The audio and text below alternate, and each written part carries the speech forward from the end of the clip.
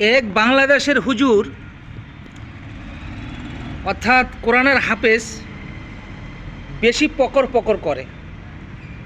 উনি চ্যালেঞ্জ ছুড়লেন যে হিন্দুরা যদি আমার কথার জবাব দিতে পারে তাহলে আমি মুসলমান থেকে হিন্দু হব, আর যদি হিন্দুরা না পারে মুসলমান হবে। আচ্ছা ভাই, আমিও চ্যালেঞ্জ করলাম কোরআনের কোন জায়গায় নমাজ আছে আর কোরআনের কোন জায়গাটার মধ্যে মুসলমান ধর্ম আছে, এটা যদি না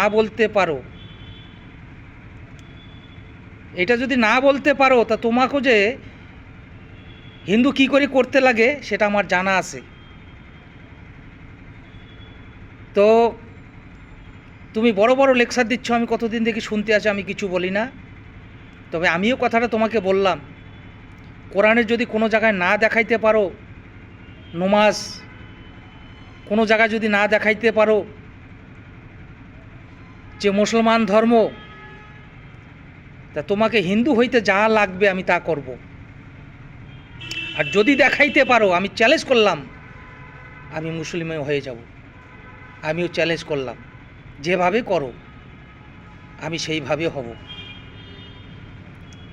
মানুষকে মিথ্যা প্রবঞ্চনা দিয়ে মানুষকে তোমরা কোরআনের হাফেজ হয়ে গেছো, মানুষকে ভুল বুঝাচ্ছ।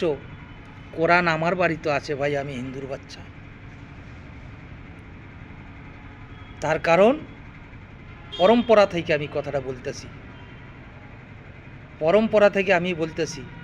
আমি রাজবংশী।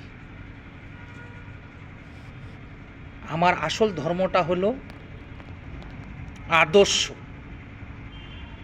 আমার আসল ধর্ম শুনো, আমার আসল ধর্মটার নাম হলো আদর্শ।